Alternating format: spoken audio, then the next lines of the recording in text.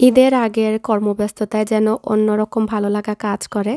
বিশেষ করে রোজার মাসে কষ্ট হয়ে যায় ঠিকই, কিন্তু তারপরেও মনের মধ্যে অন্যরকম একটা আনন্দ থাকে। আসসালামু আলাইকুম এভরিওয়ান, ঈদ মোবারক সবাইকে। আশা করছি সবাই অনেক ভালো আছেন। আজকে ঈদের আগের একটু ব্যস্ততা নিয়ে বা রান্নাবান্না নিয়ে ব্লগটা সাজিয়েছি। আশা করছি আপনাদের ভালো লাগবে। আমি ঈদের টেবিল সেট আপ করার জন্য একটা স্ট্যান্ড নিয়ে এসেছি। এটা খুবই কমন, ইনস্টাগ্রামে, টিকটকে, সব জায়গায় মনে করেন টেবিল সেট আপে এটা ইউজ হয়। তো আমি হোয়াইট অর্ডার করেছি। এটার মধ্যে গোল্ড অ্যান্ড ব্ল্যাক দুইটা অপশন আছে। তো ভাবলাম আমার ঘরের সাথে হোয়াইট যাবে, কারণ সবসময় তো গোল্ড ডেকোরেশন করা হয় না। এটা এখন সেট আপ করবো, দেখবো কোন জায়গায় রাখবো। আসলে আমি একটু কনফিউজ কোন জায়গায় রাখলে ভালো লাগে। তো দেখি, এখানে এই স্ট্যান্ডটা লাগিয়েছি, ভাবলাম এখানেই করি। বুশরাও সেম বলছে। এই তো এটা যেহেতু ঢুকেই আমার একদম, তো এখানে সাজিয়ে রেখে দেবো, আর ওই পাশে খাবার দাবার থাকবে। বুশরাকে ভিডিও কলে রেখে আমি এটা সাজাচ্ছিলাম, আর এটা সেটা জিজ্ঞেস করছিলাম। তো ও আমার এই কালার কম্বিনেশন দেখে বলছিল আমিও সেম অর্ডার করেছি। আমি বললাম ভালোই হয়েছে, দুই বোনের মিল হয়ে গিয়েছে। আসলে সামটাইম আমাদের এরকম হয়, কারোর সাথে কোনো কিছু কথা বলা হয় না, পরে দেখা যায় অনেক জিনিসই ম্যাচ হয়ে যায়, মনের মিল বলে কথা। তো আমি গ্রিন কালার চেয়েছিলাম, আর গ্রিনের সাথে তো হোয়াইট একটা কমন কম্বিনেশন, কিন্তু আমি চাচ্ছিলাম একটু ডিফারেন্ট হবে হোয়াইট না করে। তো এই গেরুয়া কালার বা এটাকে কি বলে, টেরাকোটা কালার, এই কালারটা পিক করেছি। আর টিমু থেকে আনা এই হোয়াইট ফ্লাওয়ারগুলো কর্নার দিয়ে লাগিয়ে দিয়েছি, আর আমার আগের ঈদ মুবারক যে ব্যানারটা সেটাও লাগিয়েছি। তো এই হচ্ছে ফাইনাল লুক। আমি জানি না কেমন হয়েছে, বাচ্চাগুলোর জ্বালায় আমি ক্রিয়েটিভ কিছু করার আমার মাথায় সুযোগই নাই। মানে কি যে করছে, দুইজন দুইবারে বাথরুমে গেল, আমাকে বেসমেন্টে গিয়েছি আমার সাথে সাথে, লিটারালি বেসমেন্টের অবস্থা খুবই কাহিল, লাইক স্টোরেজ রুমে আমার সাথে সাথে ঢুকতে হবে। একটা কিছু ট্রাইও করতে পারছি না, আমাকে ধরে লটকে একদম ফোনটো নিয়ে যে ট্রাইপড নিয়ে আছড়ে, অবস্থা খুবই কাহিল। তো যেভাবে পেরেছি করেছি। ইচ্ছে ছিল ল্যান্টার্ন ঝুলাবো, ও ল্যান্টার্নে ডাইসেক্ট করে ফেলেছে একদম। আমার আর ধৈর্য নাই কিছু করার। যেহেতু অসুস্থতা থেকে এখনও রিকভারি করছি, তারপরও আলহামদুলিল্লাহ ঈদ উপলক্ষে মনে হচ্ছিল যেন শরীরে আলাদা একটা এনার্জি চলে এসেছে, খুশি খুশি একটা ভাব লাগছিল। তো এখন দুপুর 3টা বাজে, আমি ছানা কেটে নিয়েছিলাম আর মিষ্টি বানালাম। একটা একটা করে আসলে রেস্ট নেই, দেখা গিয়েছে ওই ব্যানারটা দিয়ে আর্চ করার পরে আমি পুরো সময় রেস্ট করেছি, তারপরে আবার ছানা কাটলাম, এরকম করে করে আর কি একটা একটা করে কাজ এগিয়ে রাখা। আমি যদিও বা দেখা যায় সব কিছু ফ্রেশ করে খাওয়াতে সবাইকে পছন্দ করি, কিন্তু এবার যেহেতু শরীরে ওইভাবে আগের মতো এত এনার্জি নাই, তাই একটু একটু করে এগিয়ে রাখছি। যেমন মিষ্টি বা অন্যান্য জিনিসপত্র যেগুলো নষ্ট হবে না, এগুলো তো ধরেন এক সপ্তাহ ভালো থাকে, আর মাত্র 1 দিন বা 2 দিন বাকি অ্যাকচুয়ালি মাঝখানে। তো ভাবলাম 2 দিন আগে মিষ্টি বানানোই যায়, কোনো কিছু হবে না। আলহামদুলিল্লাহ আমার সেকেন্ড ব্যাচ অফ মিষ্টি রেডি। সো এখানে 25টার মতো চমচম আছে। এটা ক্যারামেল দিয়ে ইনস্ট্যান্ট যে চমচম করে সেটা। All credit goes to Sanjida's delight. চ্যানেলটা নতুন, বেশি দিন হয়নি মনে করেন, না আগের আমি জানি না 100 কত হাজার সাবস্ক্রাইবার, বাট আমি একদম হুবহু ফলো করে এই জীবনের প্রথম একদম কোনো ঝামেলা ছাড়া আমি সাকসেসফুল হয়েছি। এত খুশি লাগছে কি বলবো। আমি ভয়ে আসলে মিষ্টি বানাই না, মনে হয় যদি নষ্ট করে ফেলি, বাট আলহামদুলিল্লাহ যতবারই বানিয়েছি সাকসেসফুল হয়েছি। এর আগে আমি নুফাস রান্নাঘর থেকে করেছিলাম কয়েকটা রেসিপি। তারপরে সেলিনা রহমান আপুর কি বলে ওইটারে, গোলাপজাম মিষ্টি ছানা দিয়ে, ওইটা মজা হয়েছে। তো যাই হোক আলহামদুলিল্লাহ, এই আমার চমচম। আর এখানে এটা রসগোল্লা, দুইটা কালকে রেডি হবে, আর রস থেকে তুলে তারপরে মাওয়ায় গড়াবো ইনশাল্লাহ। আজকেও আমি একা ইফতার করছি, তো এই দুইটাকে আজকে বসিয়েছি। সো আজকে বাইরে থেকে খাবার অর্ডার করেছিলাম লা পেরি পেরি থেকে। আমার এত মজা লাগে লা পেরি পেরি, জানি না কার মুখে মিশিগানের কেমন লাগে। আমি দেখা যায় প্রায়ই ডোরড্যাশে এটা অর্ডার করি, যখন আমার ভালো লাগে না তখন দেখা যায় ডোরড্যাশে এই লা পেরি পেরির চিকেন ব্রেস্ট বা চিকেনের যে লেগ, ওইটা। আদিয়ানের বাবা রাদিয়ান গিয়েছেন বাইতুল মুকাররমে, আজকে আমার ভাসুর এখানে ইফতার দিচ্ছেন। সো আমি রাত্রের জন্য ওদের সেহরির জন্য অর্ডার করে দিয়েছি, কারণ ওরা নামাজ পড়ে তারাবির পরে আসলে একসাথে হেভি খেয়ে নেয়। আর তারাবি আর তাজুদের ওয়াক্তে দেখা যায় এই কয়েকদিন ধরে লাস্ট 10 নাইটস তো অড নাইট, সো তাজুদে যাওয়ার চেষ্টা করছে। সো ওইখানে চলে যায়, যেদিন ভালো লাগে মসজিদে খেয়ে নেয়, নয়তো বা বাসায় এসে একটু পানি খেয়ে ঘুমিয়ে পড়ে। সো ওদের জন্য এক্সট্রা, আমার জন্য পালা কাজরাকের জন্য। সো লাভ পেরি পেরি আমি মানে বলতে গেলে ফ্রি প্রমোশন করি, আলহামদুলিল্লাহ। আমার ভালো লাগে আসলে, যে খাবার মজা সেটা মজা বললে তো দোষের কিছু নাই। এই তো আলহামদুলিল্লাহ ফর এভরিথিং। রাত বাজে 2:45, আই মিন অলমোস্ট 3টা। এখন আমি এসেছি পিঠা বানাতে। আসলে ঘুম লাগছে না। আদিয়ানা বাবার একটু আগে মসজিদ থেকে আসলেন, আবার মসজিদে যাবেন। সো ঘুমিয়ে পড়লে দেখা যাবে, যদি ও একটু ন্যাপ নিচ্ছে, যদি ঘুম লেগে যায় আমাকে বলে ঘুমিয়েছে যে ডেকে দিয়ে একটু পরে 4টার সময় বের হয়ে যাবে ইনশাল্লাহ আদিয়ানকে নিয়ে। তো বাব্বারা দুজনই গিয়েছে ন্যাপ নেওয়ার জন্য। আমি ভাবলাম তাহলে আমি একটু কাজে লাগাই, বেডে গেলে তো দেখা যাবে ঘুম আমার নিজেরও চলে আসবে। যাই হোক, এখন হচ্ছে আপনার একটা পিঠা বানাবো ঈদের জন্য। এবার এই ফার্স্ট টাইম আমার লাইফে টুকটাক করে কাজ করছি, কারণ আমি এখন টানা কোনো কিছুই করতে পারি না। যেমন দিনে এই 2টা মিষ্টি বানিয়ে আমি একদম চিৎপটাং হয়ে গিয়েছি বলতে গেলে। বাইরে থেকে ইফতার আনিয়ে তো খেলাম, আর এখানে খাজুরি পিঠাটা করছি। এটা 2 দিন আগে করলেও কোনো কিছু হয় না। এই পিঠার সাথে আমার ছোটোবেলার অনেক মেমোরি। ইউটিউব সার্চ করে দেখলাম যে ইজি পিঠা রেসিপি। সো ইজি পিঠা রেসিপির মধ্যে এই খাজুরি পিঠা আসলো। ভাবলাম আল্লাহ, এটা তো কত খেয়েছি, বানিয়েছিও অবশ্য আগে একবার। বাট দুঃখের বিষয় হলো আমার বাচ্চারা এই সাজগুলো যে কোথায় ফেলেছে একমাত্র আল্লাহই জানে। আমার মনে হয় 10টার মতো ছিল কালো আর এই রকমের, একটাও পাচ্ছি না। মানে মনে হচ্ছে গায়েব। লিটারালি আমি 10 মিনিট ধরে খুঁজেছি পুরা ঘরে, কোনো জায়গায় নেই। আমার এই ড্রয়ারের মধ্যে থাকে নর্মালি, নতবা এই ড্রয়ারের এই জায়গার মধ্যে থাকে, এখন কোনো জায়গায় পাচ্ছি না। এই খেজুরে গুড়ের ঘ্রাণে আমার পুরো কিচেন একদম মোমো করছে।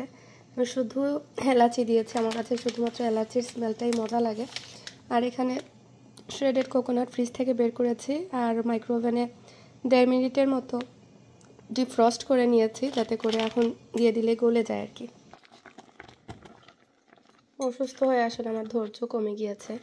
যে কোনো একটা রান্নার রেসিপি দিতে খুবই কষ্ট লাগে, মানে স্টেপ বাই স্টেপ রেকর্ড করা, ট্রাইপড ধরেও হোক আর হাতে ধরে হোক, মানে একটা আলাদা প্রেশার কাজ করে। সো অনেককেই বলতে শুনি যে রান্নার রেসিপি আর কি দেখাবো, এটা দেখানোর কি আছে, সবাই জানে সবাই পারে, বাট একবার শেয়ার করলে বোঝা যায় যে কত ধানে কত চাল। একটা মানুষ যখন রেসিপি দেয় কষ্ট করে, তখন সেটা আমরা অ্যাপ্রিসিয়েট করি না, বা বলিও আল্লাহ রেসিপি তো সবাই জানি সবাই পারি। বাট আমি সবসময় বলি এক একজনের রান্নার স্টাইল, কথা বলার ধরন এক একজনের কাছে ভালো লাগে। সেম রেসিপি হয়তো বা ইউটিউব চ্যানেলে 1000টা আছে, দেখবেন আপনার ঘুরে ফিরে আপনার যাকে ভালো লাগে বা যে রেসিপিটা আপনার পছন্দ আপনি ওইটাই ফলো করবেন। আর ব্লগের মধ্যে দেখানোর একটাই কারণ, দেখা যায় অনেক রেসিপি আছে খুঁজে বের করে দেখা হয় না। বাট এখন যখন আমি বানাবো হয়তো বা আপনার দেখে ভালো লাগতেও পারে, তখন আপনি হয়তো বা আমারটা না ফলো করেও বাইরের অন্য কারোটা করবেন, বাট দেখে মনে হবে আচ্ছা আমি এটা করব, বা আমি বানাই দেখি তো আপু বানিয়েছে, ও মনে পড়ে যায়। আমার নিজেরও এরকম হয়। তো রান্না নিয়ে ব্লগ করাতে আমি অনেক সময় অনেক ক্রিটিসিজমের শিকার হয়েছি। অনেক ব্লগারের কাছ থেকেও মানে মজার বিষয় হলো অনেক ক্রিটিসাইজ পেয়েছি যে উনি আর কি করে, রান্না দেখায় আর কি করে। তো রান্নাটা দেখাক আমি বলি যে রান্না দেখাক কন্টিনিউ, দেন বুঝতে পারবে যে কত কষ্ট রান্না দেখানো। এমনিতে ফোন হাতে নিয়ে টুকটাক ভিডিও করা যতটুকু সহজ, রান্নাবান্নার ভিডিও মনে করি তার থেকে শতগুণে কষ্ট। যারা কিনা আমরা শুধুমাত্র ক্যামেরার পেছনে থেকে এরকম রান্নাবান্না দেখাতে পছন্দ করি।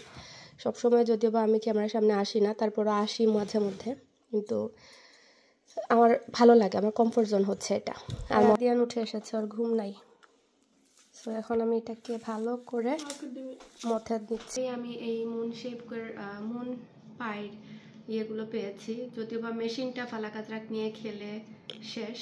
ওরা ময়দা দিয়ে প্লেটও বানিয়ে দেয়, তো এগুলো দিয়ে বানায়। তো এটা দিয়ে এই যে ডিজাইনটা এসেছে, আর এইটা দিয়ে করতে চেয়েছিলাম বাট সাজ এত বেশি সুন্দর আসেনি। সো অনেকগুলো বানানোর পরে দেখলাম যে সুন্দর লাগছে না, খুঁজে এটা বের করেছি। এটা দিয়ে আবার দেখতে সুন্দর লাগছে। আমার সব পিঠা বানানো শেষ, প্রায় কত সময় লাগলো আমি টোটাল টাইম ঘড়ি দেখলে বুঝতে পারবো। আর ঘরের অবস্থা এখন চিন্তা করছি এখন ভাজবো নাকি সকালে ভাজবো। এই যে 3:52 বাজে, একা হাতে আসলে করার সময় লাগে এগুলা। এখন চিন্তা করলাম না ভেজে ফেলি, যেটাই করব কমবে। আর এদিকে মিষ্টি তুলে নিচ্ছি কারণ প্রায় 8 ঘন্টার মতো হয়ে যাচ্ছে, পরে আবার বাইরে রেখে দিলে যদি নষ্ট হয়ে যায় তো কষ্টের মিষ্টি। রস থেকে তুলে এখন ফ্রিজে রেখে দিব। আর মাওয়াতে গড়ানোর ইচ্ছা ছিল, বাট মনে হয় ঈদের দিন আর গড়াবো, এখন আর গড়াবো না, এইভাবেই রেখে দিব। এত মায়া লাগছে এক একটাকে। আমি একটা খেয়েছি, মনে হচ্ছে একদম দোকানের মিষ্টি, মানে বাংলাদেশে যে সাদা মিষ্টিগুলো খেতাম একদম হুবহু সেম হয়েছে, মাশাআল্লাহ।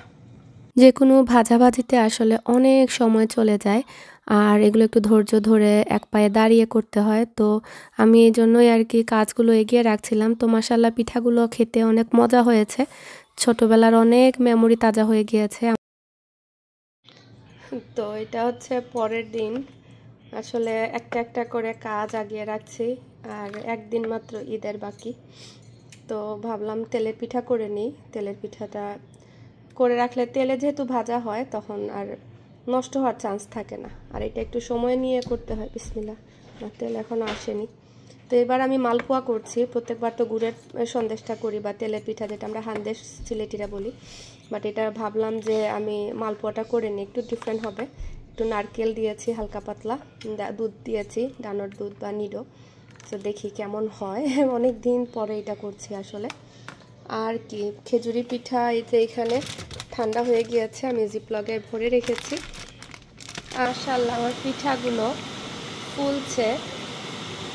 এই তেলের পিঠা বলেন আর মালপোয়া চিনির পিঠা বলেন, এগুলো যখন ফুলে মনের খুশিতে মনে হয় নিজেই আমি ভাসছি। তেলের মধ্যে পিঠা ভাসে না, আমি ভাসছি মনে হয়। এই যে এক একটা ফুলে একদম পটপটা ট্যাপট্যাপা, মাশাআল্লাহ। এগুলো এরকম সাদা সাদাই রাখবো, বেশি একটা ভাজবো না, পরে বেশি ভাজলে পরে শক্ত হয়ে যাবে।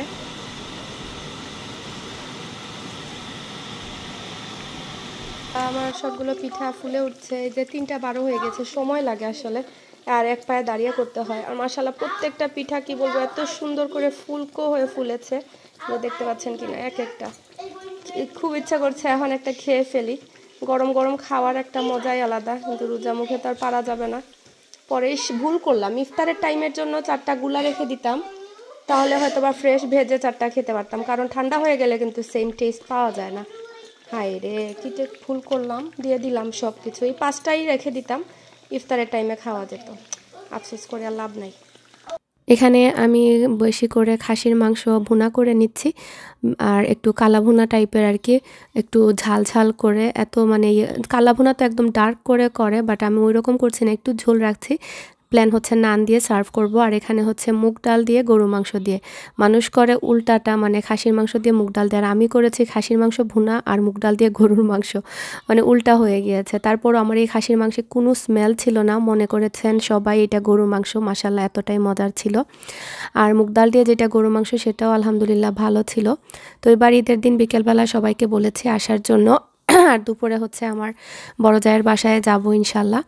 আর কি আল্লাহ যদি সব কিছু ঠিক রাখেন, ঈদ যদি হয় একসাথে আর কি, তখন পর্যন্ত আমরা জানি না। এটা নিয়ে আমি পরে কথা বলবো না, এই ব্লগটা যেহেতু শেয়ার করছি এখন এটাই বলি। তো আমি রান্নাবান্না শেষ করে নিচ্ছি। মাশাআল্লাহ মাংসের কালারটা দেখে তো মনে হচ্ছে যে মজা হবে, যেহেতু রোজা। তো এগুলো করেই আমি টায়ার্ড হয়ে গিয়েছি, আসলে ইফতার বানানোর কোনো এনার্জি ছিল না। আর এবার কিন্তু মসজিদে আমার একদমই ইফতার করা হয়নি। তো আদিনা বাবাকে বললাম যে চলেন ইফতার করে নিই, কারণ সবাইকে এত মিস করছিলাম সত্যি কথা বলতে। রমজান মাসে এবার একদিনও মসজিদে যাওয়া হয়নি আমার, যেহেতু বাচ্চারা স্কুলে যায়। ফালাককে আর্লি বেডে না দিলে সকালে ক্র্যাঙ্কি থাকে, তো কি আর করা। বাট এবার এই ইফতারে গিয়ে সবার সাথে দেখা হয়েছে, মনে খুব শান্তি লাগছিল। আজকের মতো এতটুকুই, সবাই ভালো থাকবেন। আসসালামু আলাইকুম।